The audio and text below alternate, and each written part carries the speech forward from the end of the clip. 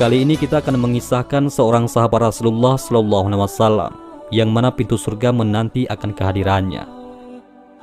Anas bin Nadar radhiyallahu anhu adalah seorang sahabat Ansar dari suku Khazraj yang bermukim di Madinah. Beliau merupakan paman dari Anas bin Malik, yaitu sahabat Rasulullah SAW yang banyak meriwayatkan hadis. Sebelum keislamannya, yaitu pada peristiwa Bai'atul Aqabah, Anas bin Nadar melihat perkumpulan para sahabat dan Rasulullah yang mengikuti peristiwa tersebut. Anas bin Nadar melihat akhlak Rasulullah yang sangat mulia. Dan mulai saat itu, timbullah rasa cinta terhadap kekasih Allah, yakni Rasulullah Muhammad SAW. Kemudian beliau masuk Islam setibanya Rasulullah SAW di kota Madinah. Meskipun ia bukanlah sahabat Ansar yang turun dalam Bai'atul Aqabah, akan tetapi Anas bin An-Nadar adalah salah satu sahabat yang mendapat pujian dari Rasulullah SAW karena ketaatan dan semangatnya dalam membela agama Allah Subhanahu wa Ta'ala. Sudah menjadi hal yang sangat diagungkan menjadi seorang syuhada sebagai pejuang di jalan Allah. Maka ketika para sahabat harus berperang melawan kafir Quraisy, mereka tidak gentar, bahkan bersemangat menjemput surga yang dijanjikan Allah Subhanahu wa Ta'ala. Begitu pula yang diinginkan Anas bin An-Nadar. Namun ketika perang Badar, beliau termasuk di antara sahabat yang tidak sempat ikut serta bersama Rasulullah SAW pada perang Badar di tahun kedua Hijriah. Setelah mendengar peristiwa perang Badar, para sahabat yang tidak sempat mengikuti perang tersebut merasa sangat sedih dan kecewa karena melewatkan suatu momen penting yang tentunya memiliki kemuliaan di kalangan umat Islam. Anas bin Nadar pun bertekad untuk ikut berkontribusi pada perang berikutnya. Ia pun bermunajat agar Allah memanjangkan umurnya hingga ia bisa mengikuti peperangan bersama Rasulullah SAW. Ia bersumpah akan mengikuti perang itu dengan segala upayanya. Anas bin Malik berkisah, pamanku, yaitu Anas bin An-Nadar, tidak turut serta bersama Rasulullah SAW dalam perang Badar. Ia pun berkata kepadaku, aku luput dari perang pertama bersama Rasulullah SAW.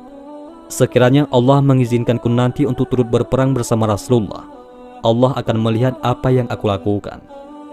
Ia takut berkata lebih dari itu. Apa yang diharapkan Anas bin Nadar terkabul. Ia turut berperang bersama Rasulullah SAW dalam perang Uhud di tahun berikutnya, yaitu setelah perang Badar. Perang Uhud bagi orang-orang kafir adalah perang pembalasan. Mereka balas dendam karena kekalahan mereka pada perang Badar. Di awal peperangan, kaum muslimin mampu melawan orang-orang kafir. Namun pada akhirnya kaum muslimin kalah, kemudian banyak sahabat yang gugur. Sebab utama kekalahan kaum muslimin adalah karena ada sahabat yang tidak mendengarkan perintah dari Rasulullah SAW, yakni beberapa orang sahabat yang bertugas sebagai pemanah di atas bukit.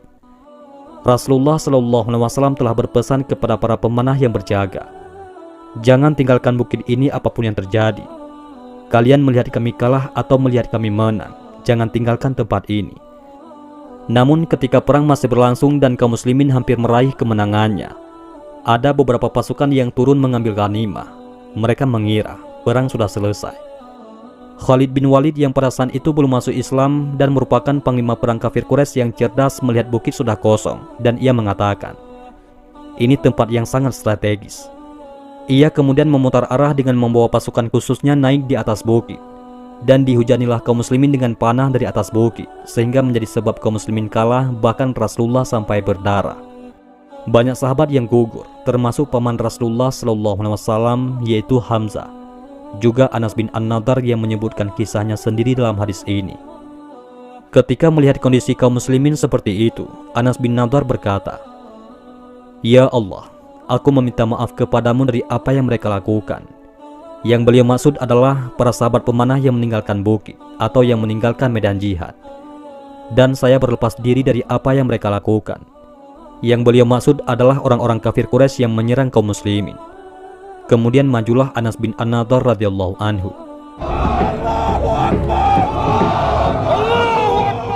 Kala itu Anas bin Nadar bertemu dengan Su'ad bin Mu'az yang bertanya kepadanya, wahai Abu Ammar, hendak kemanakah engkau? Anas bin Nadar menjawab, semerbak aroma surga sudah kucium di kaki gunung Uhud. Di saat perang yang semakin sengit ini, tersebar berita bahwa Rasulullah SAW telah gugur. Beliau terbunuh dalam peperangan.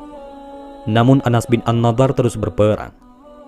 Ia melihat Umar bin Khattab dan beberapa orang bersamanya sedang terduduk lemas karena bersedih mendengar berita gugurnya Rasulullah SAW. Anas bin An-Nadhr berkata, "Kenapa kalian duduk bersedih?" Mereka menjawab, "Rasulullah SAW telah terbunuh." "Jika begitu, apalagi yang akan kalian perbuat mengisi hidup setelah Nabi wafat? Berdirilah, gugurlah dengan cara baginda Nabi meninggalkan dunia," kata Anas bin An-Nadhr membakar semangat para sahabat. Kemudian Anas bin An-Nadhr tiada henti menghunuskan pedangnya hingga ia gugur dalam perang Uhud. Dalam perang Uhud, banyak syuhada yang sulit dikenali wajahnya, semisal Hamzah, Mus'ab bin Umair, Abdullah bin Jahsy dan Anas bin An-Nadhr, karena kezaliman orang-orang kafir yang mencincang habis jasad para syuhada.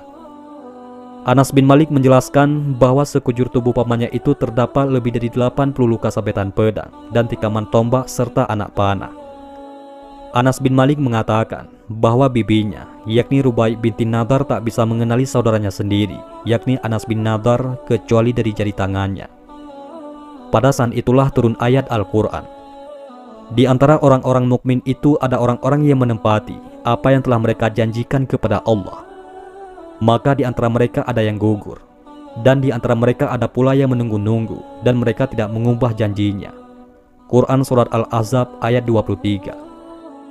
Para sahabat meyakini bahwa ayat ini turun berkenaan dengan Anas bin Nadhr dan para syuhada Uhud lainnya. Demikianlah kisah Anas bin An-Nadhr radhiyallahu anhu. Dia bersumpah atas nama Allah, lalu Allah mewujudkan keinginannya. Tentu ini karena keutamaannya, keikhlasan hatinya untuk membela Rasulullah SAW demi menegakkan agama Allah, sehingga Allah mengabulkan apa yang ia ucapkan. Pintu surga menanti kehadiran ruhnya yang begitu mulia. Semoga Allah meridai beliau, yakni sahabat mulia Anas bin An-Nadhr radhiyallahu anhu. Wallahu a'lam bishawab. Mudah-mudahan ini semua bermanfaat. Assalamualaikum warahmatullahi wabarakatuh.